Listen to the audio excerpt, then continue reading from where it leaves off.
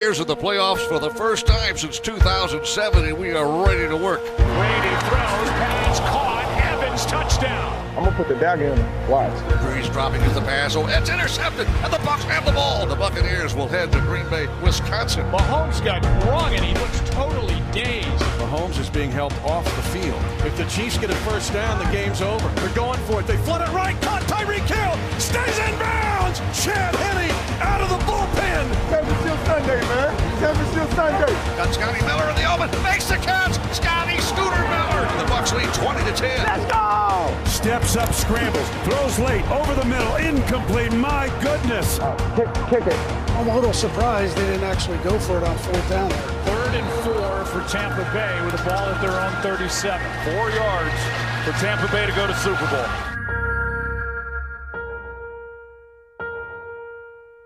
The Tampa Bay Buccaneers and Tom Brady are going to Super Bowl 55. Love you, kiddo. Another Super Bowl, baby. AFC Championship, man. They throw it left side to Hardman on a wide receiver screen over the end zone. Touchdown! The Cheetah will run you all the way around the earth. It's a 71-yard pass play. The Chiefs are ready to run it back. They are headed to Super Bowl 55. Mahomes, Brady, Super Bowl. I see you on Tampa Bay. Oh, I love it.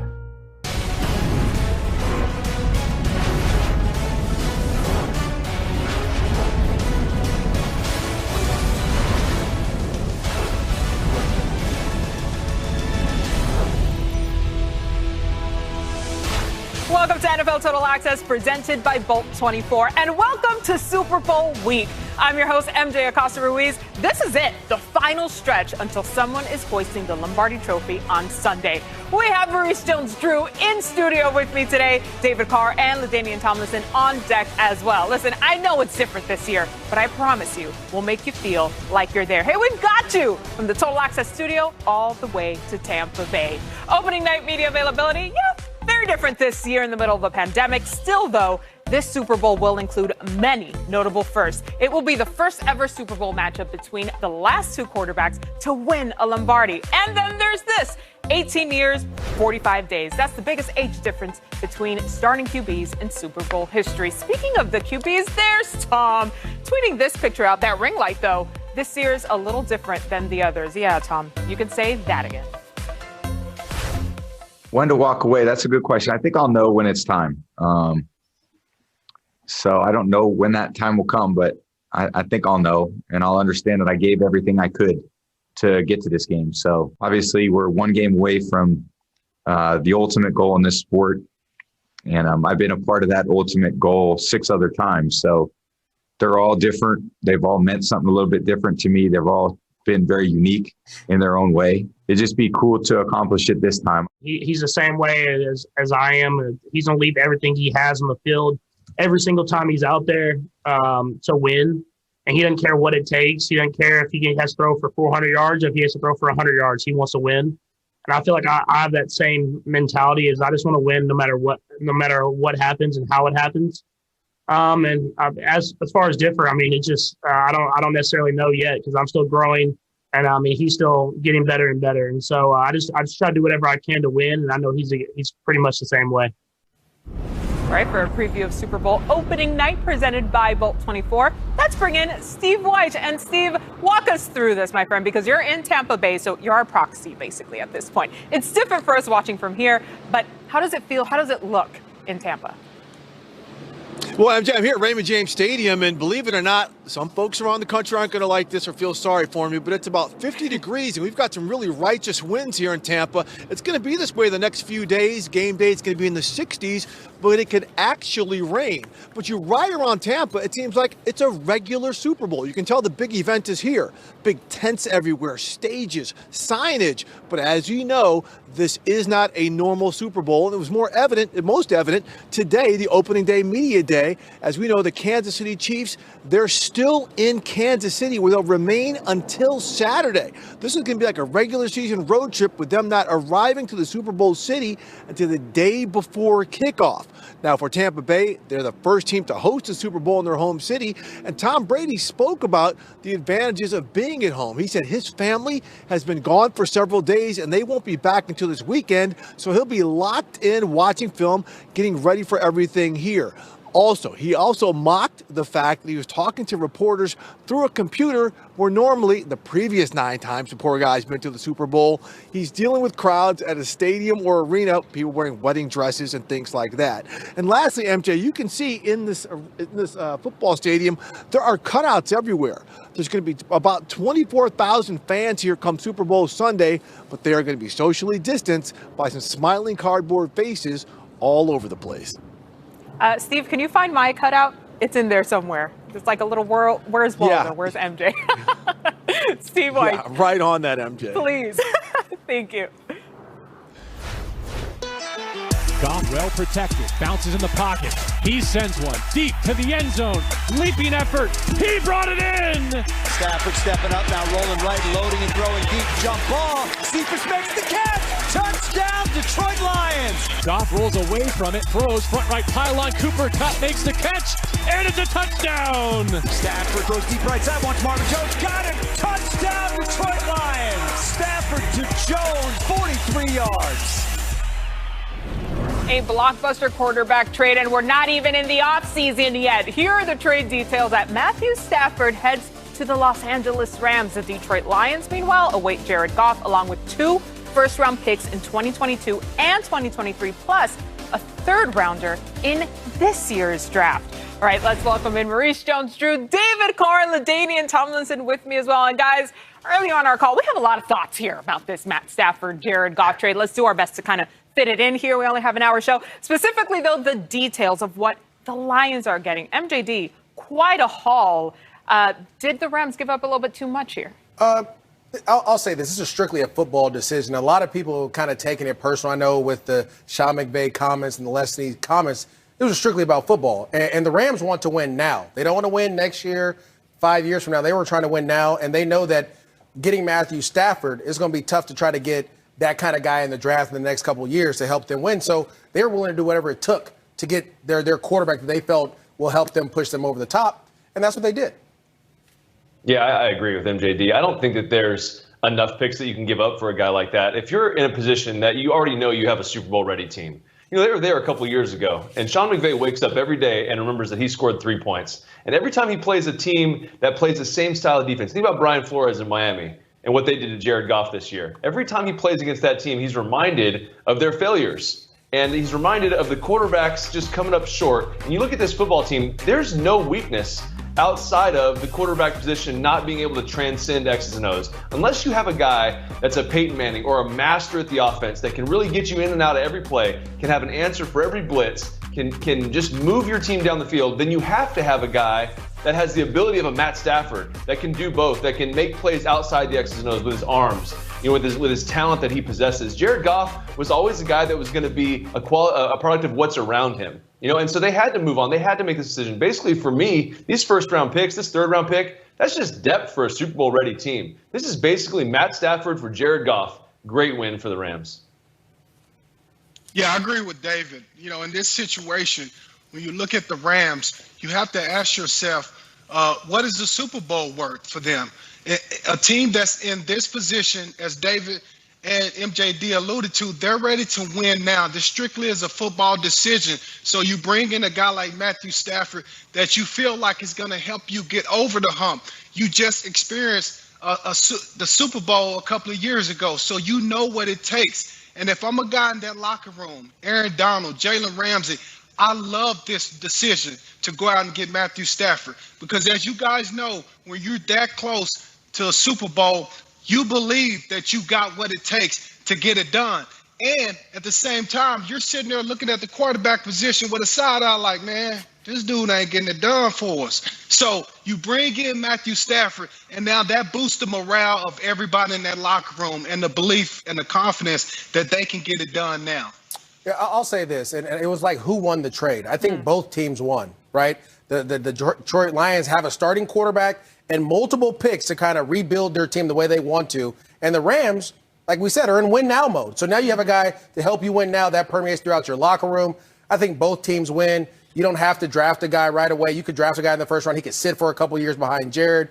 I think it's a win-win situation. It just seemed a little messy because of the way it came out. But that's the NFL, right? And I guarantee this won't be the first big trade that we see this offseason. We still got a long offseason to go. And to your point, MJD, guys, remember that the Super Bowl next year at SoFi Stadium. Oh, yeah, so when you talk about win now. Well, can I say we, the Rams, where's my single? There it is. There it is. We are definitely trying to be in that one, too, like the Bucks. I promise you. That's it. I knew that was coming. Oh, like we're not. Like we're not. The Chargers, we're not trying to be in it. I don't know about y'all. We can talk about us. We. What did I say? Let's try to fit it in. Okay, we got an hour show. All right, guys. Thanks.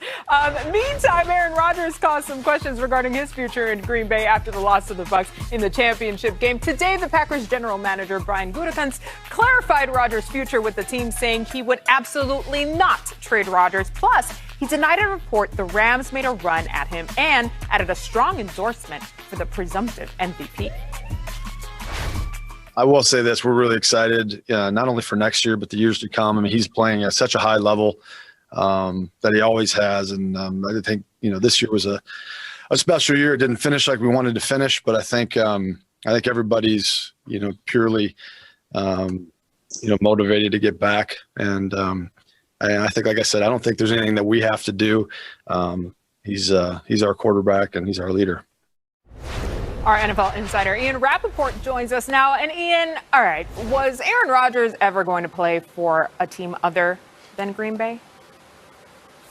No, not anytime soon. But it's amazing that this is an issue. Amazing that Brian Gutekunst, the general manager, had to address this. Amazing that Coach Matt LaFleur did also, basically saying, absolutely, Aaron Rodgers is going to be their quarterback. Then wondering, is that a trick question?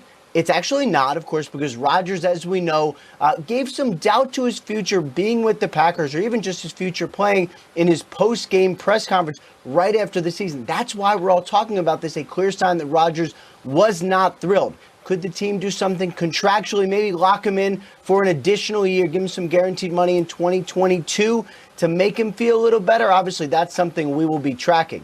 Meanwhile, a little bit of Super Bowl chatter here from another GOAT, Tom Brady, of course, 43 years old in the Super Bowl, again, was asked, could he see himself playing past 45? And he said he would definitely consider it. He would need to have that commitment year-round to do it. And he knows this is a physical game. It could go the wrong way injury-wise at any point. But if he was still good enough, he absolutely would consider that. Then, of course, Patrick Mahomes was asked to respond. And he basically said, as long as they'll let me play, I'll keep playing. I would imagine Brady is probably going to keep playing a couple more years after this. Yeah, he's got that Benjamin Button. All right, Ian Rappaport, thank you. All right, so this is what it looks like right now. Tampa Bay Raymond James Stadium looks beautiful, right? Super Bowl host city. As you'll find out in a bit, doesn't feel quite as wonderful there. Let's bring in our aces. We've got you covered. Of course, Chiefs and Bucks prepare for this Super Bowl. Welcome in Omar Ruiz, who's in KC, and Sarah, who's in Tampa. And by the way, they both look equally as cold. We'll get that in just a minute. But Sarah, Tom Brady with a lot of time on his hands, as Steve Wyche alluded to a little earlier. What's on deck for him as he prepares for his 10th Super Bowl? Look, when you have a Super Bowl at home, that could make for a lot of distractions, but not when you are apparently at Tom Brady's house. Brady told us today that his wife and kids left town 6 days ago and that they won't come back to town until Saturday.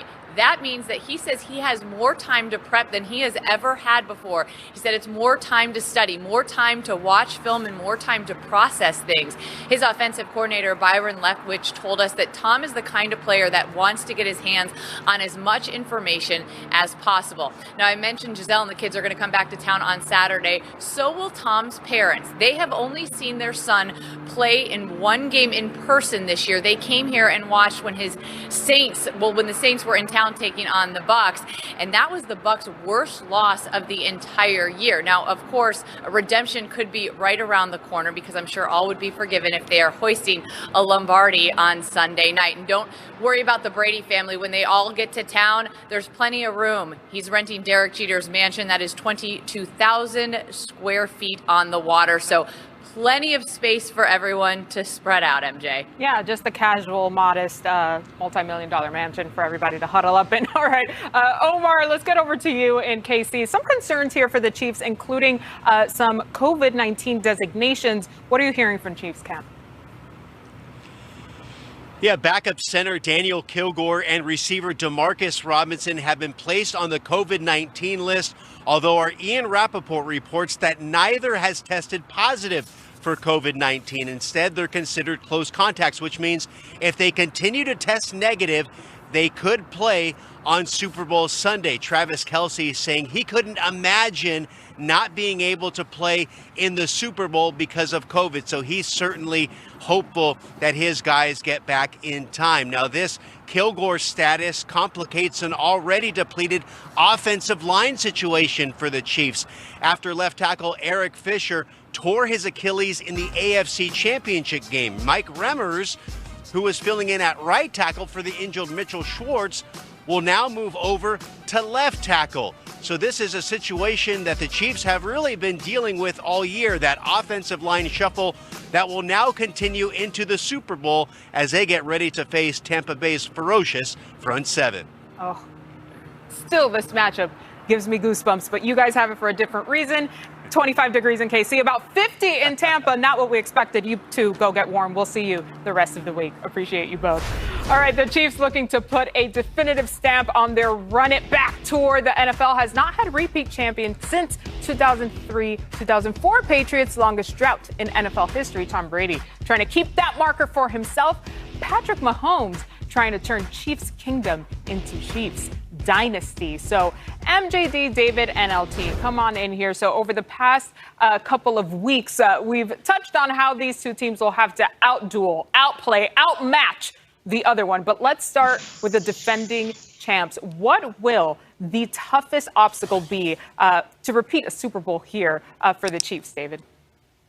Well, first you have to beat them. So that is one thing that would stop them from repeating. But I think when you look at it, you have to look at how do you do that? You have to outscore them. I don't think you can go into this game and say, we're just going to play keep away. I was talking to my brother Derek about this same thing. They scored 40 points, were able to beat the Chiefs in the regular season, and they didn't go in with the mindset of run the football, keep it away from Patrick Mahomes. So how do you do that? How do you outscore him? Well, I think you got to get some pressure on Pat Mahomes. And really for me, Omar Rees touched on it, and he talked about the Chiefs' offensive line issues. I think they were bouncing around trying to move guys around, and it was working. And now that Eric Fisher is out, I think that opens a big hole. I think you look at Shaq Barrett and JPP on the other side. These guys can literally change the entire course of this football game. So I think that's probably the biggest obstacle is that front. And if they can just rush forward, because they're going to have to use 2, 3, 4 guys on Travis Kelce, on Tyreek Hill, as far as the Bucs go. But if they can rush forward, they can get pressure on Pat Mahomes and stop the run there. I think that changes the game big time. Yeah, I completely agree with you, Dave. And that's something to look for early in the game. If the Tampa Bay Buccaneers are getting pressure on Patrick Mahomes with just their front four, you know it's going to be a problem all game long, and it will bode well for Tampa Bay. I think the other thing that we need to keep in mind is at times the Chiefs have been on autopilot, right? Even in the playoffs where they get behind and then all of a sudden they hit the switch and they turn it on.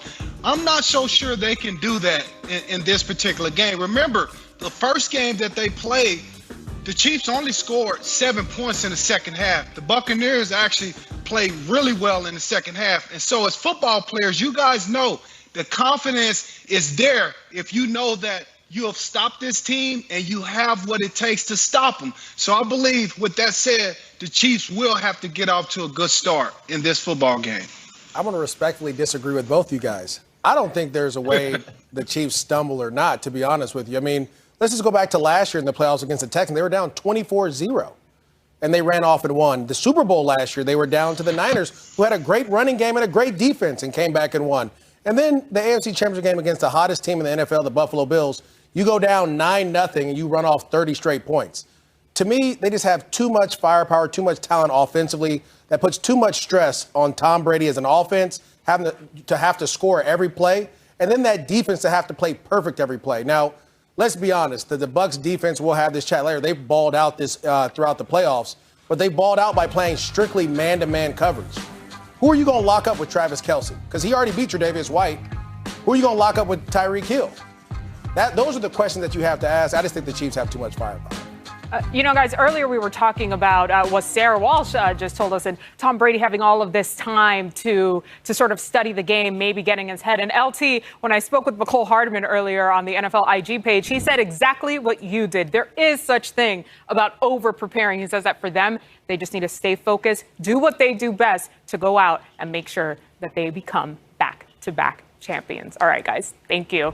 And listen, I know we're all watching from home this year, but you can still feel like you are there. Control your Super Bowl fan experience live from up to 7 camera angles. All of this with Verizon 5G Super Stadium that's in the NFL app. This is available to iPhone 12 users right now.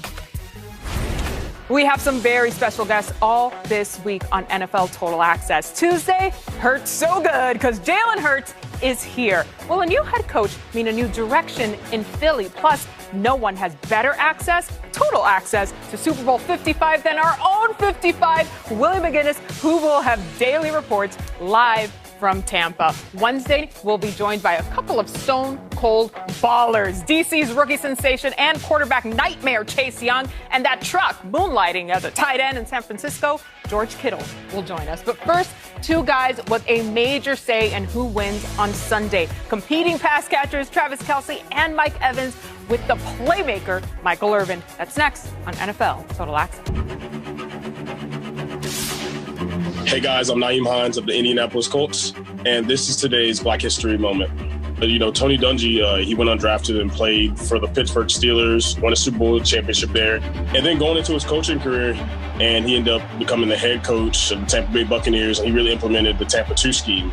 And also then he goes to Indianapolis and does a lot of winning, and I think that's what makes him great is he was not only the first Black coach to win a Super Bowl, but he made times in Indy great from I remember growing up. It just gives people hope. I always kind of wanted to coach after football, and seeing Tony Dungy do that at 11 years old, I know it's possible for me. And then all the things he's done in the community and the coaching world is everybody in the world has to respect him. As Americans in general, just seeing somebody else, out there, not just a white coach, a Black coach to give, a Black kid like me maybe hope to coach one day and chase my dreams.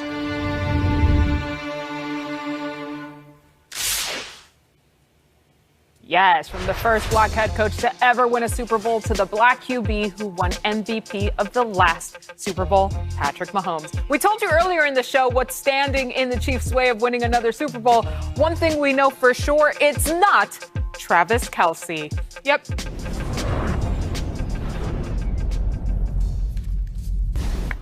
Have you ever had any doubt that you would get to this Super Bowl? I would say so. I had some doubts, definitely. But, I just did my job, and our front office did a great job of putting this team together, this unbelievable team. And, we've been working hard. We've always had talent. It was just getting over the hump. You have one Super Bowl. Your brother Jason, he has one Super Bowl. How important is it for you to win this Super Bowl so you can go home and have bragging rights? Woo! Ali, you know those bragging rights at the dinner table, everything, man. And I'll tell you what, I didn't have too many of those bragging rights growing up in the house.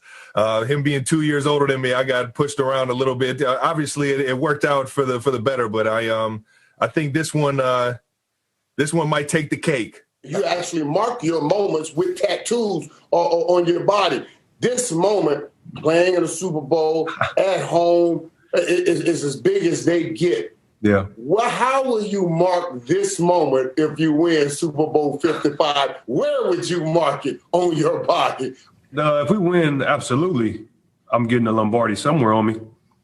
I don't know yet. Not my face, but maybe neck or back or somewhere on my arms. I don't know. I'm definitely gonna mark it if we get the W. I know you're a sneakerhead, man. What's your most prized sneaker? Man, that's a good one, man. I got a lot of them on the top of the list. I think one of my favorites is definitely the Marty McFlys, man. The Back to the Futures, the Nike Air Mags that were in the original movie. I think back in 1989 or the late 80s, early 90s. I wasn't even born yet, so I don't even know when the movie actually came out, man. But I know when I saw it, I had to get a pair. I had to, and it was one of my first purchases when I got a contract in the NFL. All right, and that brings us to a special Super Bowl edition of Go Figure. 3 numbers, each with its own story, starting with 2, which is all about a Buck C that people are too quick to doubt. 2 straight years, this team's had the league's best rushing defense, and no one's even close. This unit has allowed a 100-yard rusher only 2 times in 2 years. 2 is where this defense ranks in quarterback hits over the past 2 seasons. Over that same time, the Bucs are one of only 2 teams with 2 players to rack up 230 tackles or more. That's Levante David and Devin White. 2 agile, hostile, and versatile linebackers, exactly the kind of players Tony Dungy and Monty Kiffin were thinking of when they concocted a defensive scheme known as the Tampa 2. The next number is 12. And no, it's not Brady. Come on, too easy. 12 is the impact of Clyde Edwards-Helaire. The Chiefs score an average of 32 points when he does play, only 20 when he doesn't. The difference is 12, and that difference is huge. The final number, also 12. And no, it's not Brady either. Okay, fine, it is, but it's not just Brady. Quarterbacks wearing the number 12 have won 17 Super Bowls. That's the most in history. It would still be the most in history if you erased all of Brady's wins. Thanks to guys named Bradshaw, Staubach, Greasy, Stabler, Namath, and Rodgers. So 12 is a good luck charm. No, it's not. 12 is also the starting quarterback jersey number with the most losses in Super Bowl history. Go figure. All right, MJD, I will send it to you and the guys for players only. Thank you, MJ. Fellas, let's just get down to it. We've all switched teams, and the GOAT, Tom Brady, switches a team and takes his team to the Super Bowl. Let's tell the fans stories about us switching teams and how hard it is to learn a new system and still have a lot of success. Yeah, so I'll just give you a real world example. So I left and I came to a new team twice in my career. The first time I came from a team that had a losing record, that we did not finish above 500. And when we started talking and breaking down what we were going to do on offense the next year, my voice just kind of floated away into the nothingness of the room. And it was just kind of like, all right, they don't really care about my opinion because I came from a team that wasn't winning. The second time I changed teams, it was from a team that was a winner, a Super Bowl champion, the New York Giants. And then when I opened my mouth and talked, even though I wasn't the starting quarterback for the New York Giants, everyone turned and looked at me in the room, and everyone's eyes were on me and they valued my opinion because I came from a winning program. So I say that because Tom Brady's switching teams, going from Boston down to Tampa Bay, as soon as he started talking, because of what he's done, guys instantly locked in. You heard Bruce Arians and you heard Byron Leftwich, they talk about, we just gave Tom the keys to even the coaching staff. You know, sometimes I just sit back and watch and you hear Bruce talk about that. He just lets him go. So this offense looks like the Patriots. This style of how they've evolved during the season looks like the Patriots. And it makes me start to think, and our guy Kingsley gave me an article that was perfect. Danny Amendola said, you know, the Patriots aren't, the Patriot way. Tom Brady is the Patriot way. And it's good players that change the culture of football teams. And Tom Brady's doing exactly that in Tampa. Yeah, David, I agree, man. And it's really all about that resume that you have going to that new team, right? Because whether it's good or not, there's a certain perception of a great player like Tom Brady when you go to a new team. So sometimes that perception is what people have heard. Oh, man, he's hard on his teammates. You know, he yells at guys sometimes. Or, hey, he's a great teammate. He does everything he has to do to win. And you as a player, as a great player, a lot of times you have to prove it or disprove, their perception. I know when I went to the New York Jets, it was the same way. They really didn't know what they were getting at that time. They had just heard about this guy in San Diego that ran for all these yards, all these touchdowns. But for all they knew, they didn't know what type of teammate I was going to be or if I still had anything left. So you have to go there right away and endure yourself to your teammates. Get around those guys. Let them form their own opinions. And I believe that's why Tom Brady has been successful early on in his career in Tampa Bay, is because he got there early, guys, and he really proved what kind of teammate he really is to those guys. Well, I guess mine's a little bit different because I went from Jacksonville back home to Oakland. And the one thing that I remember was that it was a brand new team. Donald Penn just got there. James Jones, one of our colleagues, just got there. David, your brother Derek, had got there. Gabe Jackson. A lot of these young players that are there balling right now, we're all new. And this is what happens, right? There was a lot of miscommunication. Things happen. And so it just reminds me of how tough it is to do it. We're all trying to learn the same offense and be on the same page, and it was just a block here, a block there, as you can see. And so we just made a ton of mistakes. And then I go back and I look at the Bucs and I say, there's only 2 new players on this Bucs team, Gronkowski and Tom Brady. And so when the whole team has run the system, they've been there, they understand how the coaches want it, it's easier to have 2 guys. And it's still hard to make it to the Super Bowl, don't get me wrong. But when you have like 10 to 12 guys like we had, you see me getting hit, ball kicked everywhere, all these negative plays, it was just because we just couldn't get on the same page. So as we all say, it's tough. Learning a new offense is like speaking a new language. And it seems like Tom he speaks like 8 or 9 different ones. So it happens. Well, MJ, I'm speaking English, and I'm going to toss it back to you. All right, thanks, MJD. And you are watching NFL Total Access, and we want to reward you for making such a great choice. After the break, that man right there is our special guest, Arizona's #1, the cold-blooded killer of defensive dreams, Kyler Murray, next on NFL Total Access. 11 seconds to play. Shotgun. Murray out of the pocket. 7 seconds. 6 seconds. Murray heaves it downfield. It is. Oh, it's caught. It is caught. DeAndre Hopkins. Miraculous. It's Murray magic. Yeah, we're going to be talking about that play for years and years to come. Let's welcome in Cardinals quarterback Kyler Murray. Kyler, you are our first guest of Super Bowl week. Welcome in, my friend. Thank you for having me. Hold on. I can't even go past one more question without checking out this chain you have on this morning. Yes. Yeah. So what's going on there? Hungriest player by Snickers. I love this. We're icy, chocolatey. What do you have going on with Snickers? We're doing a great thing, getting to donate this chain back to first responders in Arizona. Man, this chain, it's valued at $60,000. Got tons of carrots, tons of stones in it. It's a beautiful chain. Shout out to Ben Baller. Man, it's a great honor to be able to represent Snickers and win this award. So it's not just to be flossy, but it's also going to a great cause. I love that, Kyler. All right, let's talk a little X's and O's, because you had a great jump in year 2. You scored 13 more touchdowns. The win won 3 more games to finish at 8-8. So what is the key here to getting back to playoff contention in Arizona?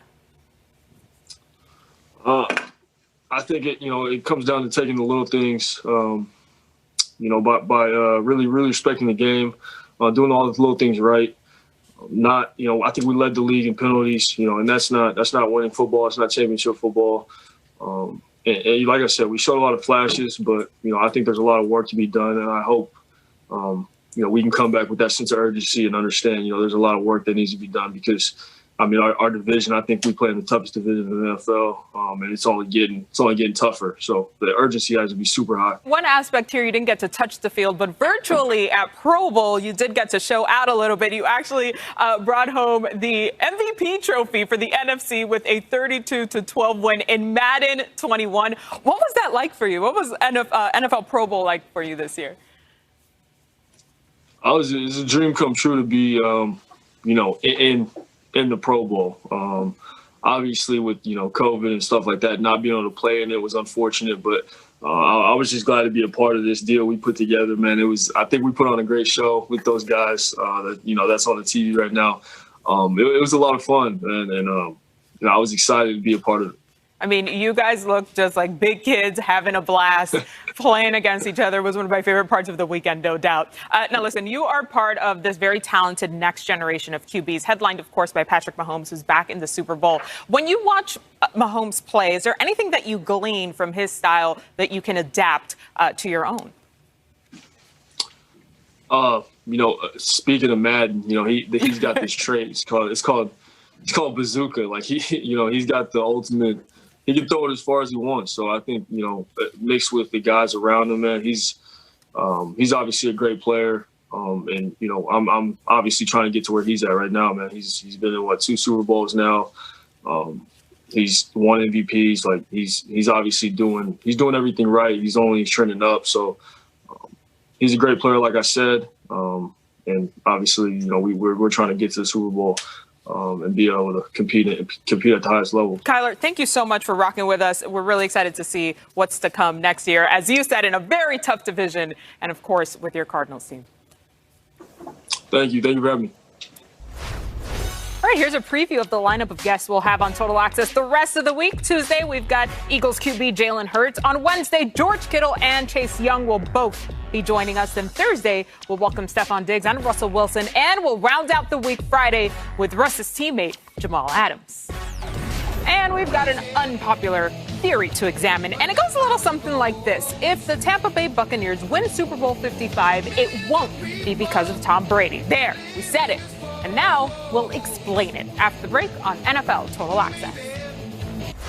Super Bowl 55 players fulfilling their media duties today, including Chiefs wide receiver Mecole Hardman, who jumped on Instagram Live with me earlier. He answered fan questions, spoke about how Patrick Mahomes has influenced him both on and off the field. You can watch the entire interview on NFL Instagram. Here's a little bit from Mark Hondo. It's interesting you bring that up because I was just on a production call for our show later today with our analysts, and they said there is such thing as too much time to prepare for a game. Do you think that's the case? I think it's kind of like you take into account of like taking a test. You know, you think if you study second guessing things, and I think it's kind of how you probably approach the situation. Whenever you get your game plan down, I think you should stick with it and don't, you know, go too much on it. You know, just do what you gotta do here and there, and then when it's coming in time for the game, that's when, you know, you just put it all into play. But yeah, I think it's such thing as too much. Yeah, for sure. For the record, Mecole, that's exactly what Hall of Famer LaDainian Tomlinson said. Exactly what you just said. So boom. What? All right, and no doubt the Bucs defense will have their hands full with Hardman and the KC offense. Let's get to Next Gen Stats powered by AWS. And according to Next Gen Stats, the Buccaneers have arguably the best blitz in the business. Second in QB pressures, first in interceptions, and first in sacks when blitzing. So, MJD, let's get into this. Let's talk about it a little bit, my friend. Do you think the Buccaneers defense deserves more credit for the team's success this season? No question. Yeah. I mean, let's just look at the New Orleans Saints game. You get 3 turnovers, you get the ball back to your offense in prime scoring position. They score on those series, and then all of a sudden, you beat New Orleans in New Orleans. We can go to Green Bay, where right before the half, you get a turnover, get Tom Brady the ball back, you get an opportunity to take a shot, you score. Again here, all throughout the playoffs, this defense has showed up. And even when Tom didn't have the best second half, the defense showed up and made plays. It's 7 takeaways this season, 7 sacks, and 17 QB hits. That is how you win. That's how you win games in the playoffs. And all you need Tom Brady to do is just not turn the ball over, right? And if he doesn't do that, you have an opportunity. This defense doesn't get enough credit for just flat out balling. Listen, as we were heading into the postseason, Eric Lemus, our researcher, and I were having this conversation about the defensive side of the ball and how the Bucs legit had the strongest one left of the teams in the post. We'll take that to another chat. I was going to say, don't talk like that, Lemus, when there's Ramley out there. All right, we want to hear from all of you on our NFL Total Access Instagram. Today's poll question on our IG story is, who will have more interceptions in Super Bowl 55, Chiefs or Bucs? We'll reveal the results of tomorrow's show. Actually, I asked MJD on our Instagram page. Go check it out on our IG story. Our handle, NFL Total Access. Do not miss it. All right, when Rob Gronkowski takes the microphone at Super Bowl, well, history shows there is no way of knowing what's going to happen next. The proof next on NFL Total Access.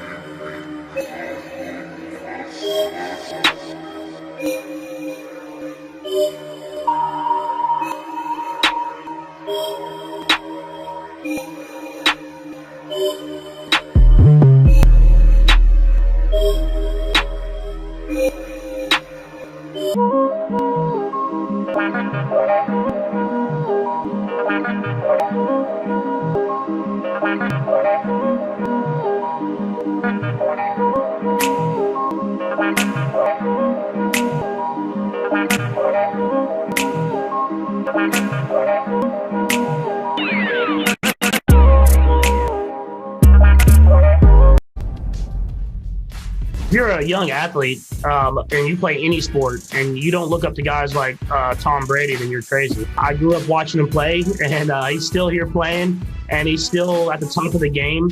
You know, my football journey took me to a different place, and I certainly could never have accomplished the things in my career without his support and his teachings, and incredible coach and mentor for me. I do look forward to the day that it's no longer newsworthy to be a woman working in the pros or making the Super Bowl, for that matter. To hear voices in a staff meeting that aren't the same, don't look alike, but they all have input, you get better output. I think God put me in the situation that I am right now, because I know for a fact I couldn't blow off my fingers and play basketball. Ball probably going that way and I'm shooting this way. I got nothing but major respect for Travis Kelce. He has helped transform the tight end position. He has helped put the tight end position on the map. The fact that we both made it to the mountaintop, and then to let them know I made it twice, I mean, it's already there. But I got to go out here and get this ring to get the job done. In the event of a Super Bowl win, is there another cheeseburger waiting for you? There is, Mariano. Yes, I'm gonna go. I need a double cheeseburger if that happens. Man, we get a W on because what they say, I'm pulling the horse out and I'm gonna hold a Lombardi trophy and I'm gonna ride around the whole stadium. They can keep y'all, they can do whatever they want to do, but guess what? I'm gonna be on top of the world. All right, that was just a little bit from Super Bowl opening night presented by Bolt 24. And here are the Kansas City Chiefs getting everybody hyped with the Chiefs logo painted on the end zone there. The Bucs also making sure people know they're ready. How? The fit is ready. Their Super Bowl 55 jerseys, nice, fresh, pressed, ready to go, guys. All right, as we wrap up the first day of Super Bowl week, MJD, David, and LT, I always love getting ready, and we heard just a little bit there of Super Bowl opening night, MJD. Yeah, you know what? It's here. I heard a report that the Chiefs are treating this like a regular game. They're going to fly in Saturday and leave right after the game Sunday. They must be leaving at 2 a.m. if they win that thing. Because if I want it, Coach, you're going to have to leave me there. Come catch me later. In and out of that thing, real quick. All right, guys, we're off. Make sure you keep it locked right here, though, because Super Bowl opening night with exclusive one-on-one interviews coming up right here next on NFL Network. We'll see you right back here tomorrow, 7 Eastern, for more Total Access.